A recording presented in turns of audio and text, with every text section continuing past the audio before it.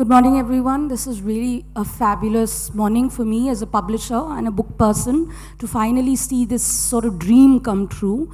And before I go on about the initiative and start the panel, I'd really like to request Sonam, because really without her, we couldn't have done this. Say something about why you were so excited to be the brand ambassador. You have. Oh, okay. If you go to my Twitter profile, it says a girl who lives to eat and read in that order.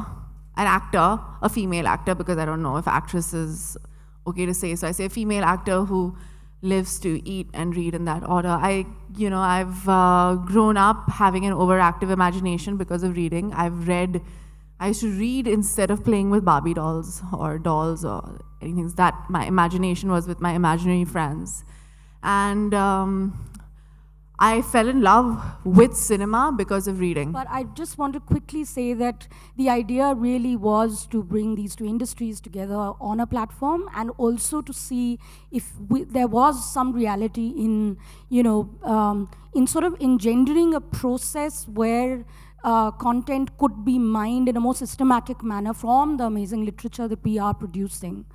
And I just want, everyone knows everyone here, but I always introduce my panel. So I want to start with Vishal sir, who's this incredible sort of creator. I can't even call you a filmmaker. And his films, his filmography has meant so much to so many of us who have grown up on wanting to see literature take shape in life. And Abhishek Kapoor next to him, who's a young and dynamic filmmaker who also understands the importance. Let me finish. I'm not just using adjectives without substantiating them. Hey, I'm a book person. Who really gets that literature can be turned into film in a way that is what Sonam said, taking it a step further.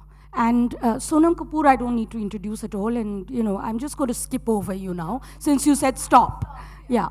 And Jabeen Merchant, who's a wonderful film editor, and she is someone who's really I keep saying she's the IPR of this, this is the brand ambassador, and this is kind of the IPR of this initiative, because every time I wanted to bounce something off a book that I was long listing before it went to the shortlist, I'd call her and say, so that was really, really valuable for me. Abhishek and Jabeen also helped us shortlist from the long list down to 14 books, and for that we are very, very grateful to both of you. So I'm going to go right into the panel with Vishal sir, if I may. The other day when you were at the director's conversation at Movie Mela, somebody asked you that, if you had interchanged the contexts of the trilogy, would it still have worked? And you said that, yeah, because Shakespeare has that universality about him, and those same relationships could work anywhere. But I was just sitting there and thinking that, from this platform's point of view and my publisher friend's point of view, when you play with adapting within languages, and you have to give that authenticity to the language in the film, but you're taking it from a classic in another language where the language was so unique and distinctive to that product. What are the sort of things you kept in mind, not just as a filmmaker, but the writer of these films? Actually, cinema has its own language, and that goes beyond the book or the director's own personality or a writer's personality. Cinema has its own language. Sometimes, in a novel, you describe something in 50 pages, which can be done in cinema in just one look. So, cinema has its own language. So when we are adapting for cinema, so we have to give this leverage to the writer and director of this medium, because it's a totally different medium. And personally, I try to remain faithful to the spirit of the material rather than the text of the material. Like besides Shakespeare, I adapted two more work of one Ruskin Bond. One was Blue Umbrella, and the other was Saat Khun Maaf, which was Susanna's Seven Husbands. So in Blue Umbrella, I was stuck because it was a novella, and it didn't have any. It had a third act, but the second act was missing because the umbrella gets stolen, and immediately it was, the thief is caught, and then they ostracize him, and then the third act where both this small girl and that Pankaj Kapoor's character, they realize that they need to learn to give. So the whole second act was missing, and I had bought the rights for that story. And I was very apprehensive that how will Ruskin Saab feel if I try to, make my own second act. And so I kept sitting quiet for almost 1.5 years because I was not able to find something that how to crack the second act. And then my co-writer in that, Minty Tejpal, one day he came with this idea. We were just chatting that that umbrella gets stolen and it's found immediately. What if we create a gap that it's not immediately caught? That's where the second act came. And then, our fable where he gets it painted in red and one day it rains. तो गीदड़ की जो कहानी सुनता है थे कि बारिश में उसका नीला रंग घुल गया. So we took that from that fable and we were able to. So when I approached Ruskin Saab with that, he was very happy. So because I think I was being very honest to the spirit of his story, I was not trying to do something. So that's what you can do as a writer, and everyone tries to be honest to the material, honest to himself first. So. And yet I feel, there are some moments of magic though where, for instance, the famous gravedigger scene of Hamlet, and the way you showed it in Heather. My sense when I was watching that scene is, had you not shown it also, people would have said, how could he not show that scene? Because that is such an emblematic scene of Hamlet. But, it seemed to happen so organically in Heather. Was it effortless, or did you feel that pressure as well? I was so keen to have that song of Gravediggers, because in Shakespeare's original play also, they start rhyming and they start singing Gravediggers. It's a very unusual situation where, it's such a dark part of our, life that, but they are so used to it because every day they are burying dead bodies. So they are absolutely, it's like a clinical, it's like for a doctor cutting, doing a surgery. But if we see, him doing surgery so clinically that he's even doing a text in the middle of the surgery. So it was very fascinating for me, and I really wanted to have, and these kind of situations are so interesting for a writer and a director to explore and create those gravediggers. I was also thinking as you were talking, Vishal sir, that, I would like to ask Abhishek this, because here we are, sort of sharing a light moment about Chetan, but it is a fact that it is such a world of difference, which he also alluded to, between making a film that is contemporary and written by an author who's still living, and taking a classic and turning that into a film.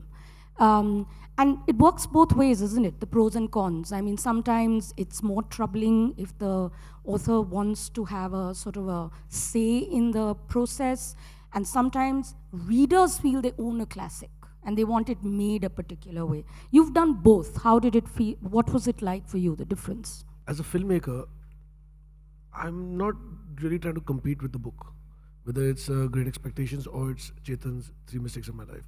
I'm just looking for a story to tell an audience, because I want to tell stories. And when I read a book, or sometimes the language is really beautiful and sometimes it's very ordinary. But what I'm looking for is what he's actually saying, not how he's saying it.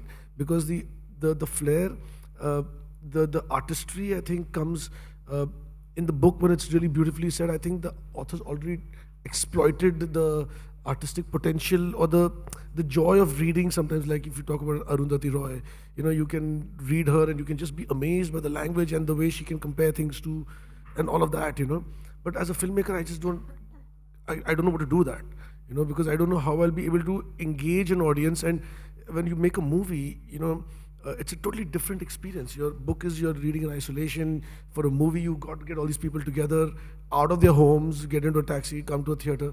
So there should be something in it for them, like what is in it for me, and how do I relate to these characters, which I think are the most important thing in a film. because that's where engagement comes in. And and as far as having an author say in it, I mean, once I want to make a book, I can humbly request the author to trust me with it. But after that, it has to be, there'll be certain calls a director or a writer takes to just kind of, break it down so that it can be cinematically adapted. And that should, you can't have restrictions there, And adapting a classic, I mean, at the end of the day, we are all people, and we all have similar emotions, Society changes. So when you, like Great Expectations is set way back in time, but there is such an undercurrent there. Even if you contemporize these people, like Vishal sir has done it with, I've not read much of Shakespeare except Merchant of Venice, which he's not adapted yet. But Maqbool, I remember watching it, and I mean, back then, people had the same emotions. They were jealous, they were angry, they were possessive, and they were power hungry and whatnot. But, if it lends itself for today, for people to relate to it today and see their own people they know or themselves in those characters, I think that's what gets you going. Yeah, I remember this story that, publishers will, we always shudder when we hear it, but you all will enjoy it, which is that when Kubrick was making Lolita and Nabokov was still alive and he wrote the screenplay, and Kubrick said, brilliant, brilliant, and then he tossed it and did his own thing with the screenplay. And the film is, of course, a classic as much as the book. So, that's the sort of thing that publishers do shudder about. Come on, because then we have to answer to the authors who are living. But I think the important thing, why it's important for us to learn this is because then we can convey this, what you all have just said, to our authors, and that's because authors, they need to understand this, because there are two different mediums. And once, the medium is changing, the things will change. And if a writer of the film, a screenwriter of the film, is restricted by the original author, then he won't have his own flight. Own flight, I think that's really important, taking that step forward, because if you're stuck within the parameters of the book, then what's the point of changing the medium? Yeah. Sonam, I was just thinking that, it'd be nice to move from creating to characters. And then I want to come back to you with another question about characters, actually.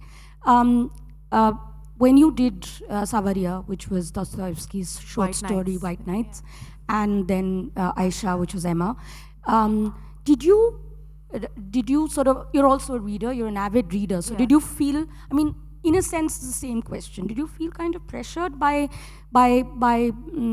trying to give the audience what they love about Emma particularly? But people don't love Emma. Emma is actually, a lot of girls, she is the most flawed of Austen's, any of her characters. But wicked girls like us love Emma. Huh? Wicked girls love Emma. So I love Emma. I found her very grey and so she's not like the most lovable. Like young girls won't be like, oh, I want to be Emma. They want to be, they don't want to be Emma. I don't think but it was Jane Austen's favorite character, and she was my favorite character. Even Nishtinka was a very grey, she didn't know, she wasn't completely, it was not a straightforward character at all. But I think as an actor, it works both ways, whether it's a script or whether it's any character, it's the same, or a book or a biography, whether it's Neerja, whether it's Aisha, whether it's Sakina or Nishtinka's character from White Nights. It works the same way. You have to make the character your own. A lot of who you are comes into the character, and a lot of what the character stands for is you need to love the character so much to play it. And that one of the reasons that I wanted to make Emma with my sister was I loved the idea that at that time also Jane Austen wrote a character that was not all hunky-dory and pretty and doing the right thing. She was selfish, and she was materialistic, and she was self-serving, and I loved the idea of that. And a lot of the writers and a lot of women loved the film, especially in Delhi, and a lot of the men in Bombay who were critics did not like it because they were like, so Sonam's playing herself, is she? I was like, maybe, you know, I do use my dad's credit card a lot, but it was that was the idea. That was the idea, was to bring that like Abhishek, I'm going to say, said that the emotions don't change, you know, and it was so easy to adapt Emma to Delhi society, to high society, where it's all about having arranged marriages. It's all about materialistic goals, and if girls are not doing anything, they get into social service. You know, and like, so it's very easy. Stories don't change, people don't change that much, you know, emotions don't change. So yes, it's daunting to do any character for an actor. It's not like for a filmmaker or anything, because a written word, whether it's a screenplay or whether it's a book, a character's already written for you. It's up to you to adapt it.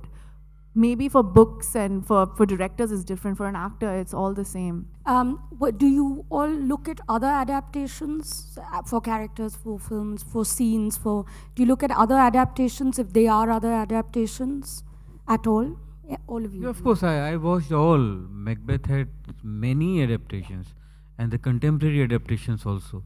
There's a film called Scotland PA, which was made on Macbeth, where it was set in a fast food world, where the burger shop is called Duncan's, and once Macbeth kills him, it's called McDonald's kind of thing. So and they kill him by putting his face in the fries, French fry, that, and the hot oil comes on her face. So it was very, very clever. And then there was a film called for Othello, in a high school basketball team. So I see all the adaptations, because sometimes you find really great metaphors, and sometimes you find that, okay, I don't want to do this, what he has done. Right. Yeah, so for, Too, of course. Abhishek, what about you? Did you watch a lot of adaptations? And I can't think of them right now. But I'd like to add that I'd seen the earlier Great Expectations, and but it's been made several times. Great Expectations has been done many times over, and we, in our own cheeky way, try to just add something, because I felt that there was something amiss. And for me, the film is really not about Pip and Stella. It's about Havisham, that's played by Begum. And every time I saw that film, and like when you talk about contemporizing an old story, back in the day, she was jilted at the altar. Now, jilted at the altar at that time may have been really relevant and could be crushing for a girl. But today's society, that's not so. It's not that much. The way women are progressing, and the way society is. The way they are moving. Jilted at the altar is not something that's going to crush you. Yeah, but you won't go mad. You will get on with your life and say, what the hell, But if you are at a stage in your life, what we tried to add was that, a woman comes to a stage in her life and she's like, let's say 30, and she's manageable age, and at that point she's peaking, and what if she does get pregnant at that stage and she gets abandoned, and and then she comes back home, and her father has, she not only has a lover who's duped her, but her father's also abusive, someone who prides in the fact that his daughter's so beautiful and she's so lovely and she's like a boy. But when she disappoints him, he can also turn into something that's like a raging madman, and that can really destroy a woman's brain. So, and then we wrote her story back into the film, what actually happened, so you can feel for her. Like, if I tell you that a woman is mad, you can just see her madness. But if I show you how she went mad, you can really feel it. Actually, that was really interesting for me in the film, how you've literally created that backstory. I mean, Dickens doesn't give you that much of it. He does. He mentions the event. But the way you guys did it was really... I wanted to see that, I wanted to see her love, and I wanted to see what she felt when she was young, and then when she does get duped by this man and she's left pregnant, and then she comes back to her father, and the same father who's so loving suddenly just rejects her, because his own male ego is hurt, and hamare naam ka kya hoga. That can really crush a woman when two men, important men in your life, just drop you. Jabeen, I'm going to bring you in at this point. So we've talked about the creation, we've talked about character. I'm going to ask you about genres, because we're both sort of, I look at you as a writing person, okay? Editors have to think of narrative and cutting, and that's what writers do.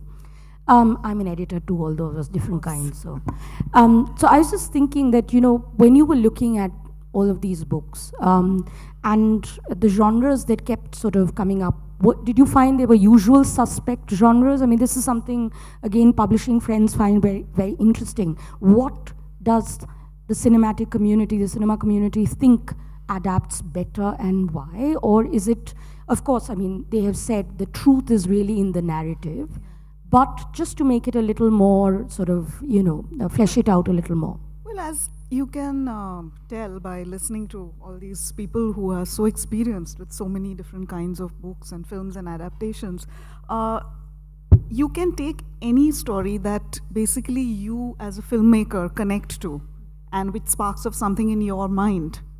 And these are very exciting times for us in the industry because that idea of the formula is no longer so dominant. So we have many more possibilities of taking stories that mean something to us and making them into something that we can share with an audience. Having said that, all these films and stories, all these books that we feel we can adapt as filmmakers, I think there are some things like, I mean, when you're watching as a layperson, when you're watching a film, as a screenwriter, when you're writing a screenplay, which you have to do from a book, what you look for is some plot line. You look for characters which you relate to and which people relate to, which you can see certain actors playing and interpreting. So you look for these things. Now, this doesn't mean that it has to be one kind of story. So I wanted to ask you guys also that now there's also the possibility of doing series, not just films. Not just one-off films. Yeah, now they are more exciting. Isn't it? Yeah, original series are more exciting than films to me, at least. So would you look at a book like that? Yes, of course. Because, you get to do so much detail in original series, and in films, what, you lose, you as an editor will agree with me, the first thing we lose is detail. Absolutely. Yeah, because because it has to be under 2 hours or under 2.5 hours. So all the detailings, the small detailings, we have to compromise, and which is so liberating to see in original series. That's true. But what I feel about the process of making a film is that there is something written. I mean, it's a book, in which case it's like 2 layers, but there is a screenplay. There's a writer जिसको कुछ idea है, कुछ screenplay लिखा है. And you read the screenplay and you imagine something in your own head. Just like when you read a book, you imagine it. Then they shoot it. And it actually looks nothing like that, like what you imagined. And then you bring it together, And by the end, you see the final film and you say, okay, this looks like what No, that's not what I'm saying. Never. Never. But it's a very, so to take a book and to try to get that, what you imagine when you read a book, that's... I bought a book called Battle for Bitora recently, and we're still trying to make it. We have the screenplay ready now. It's quite incredible.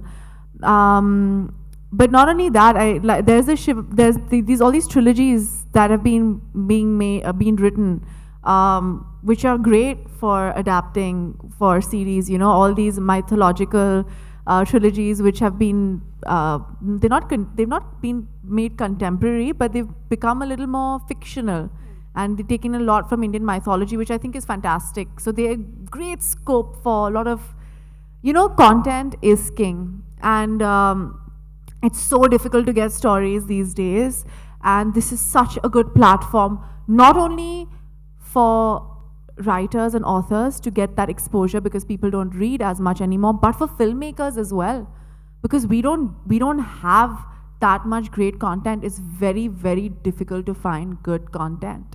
I don't think we can find a better last word for the panel than that. Content is king. That music to all our ears, whichever industry we belong to.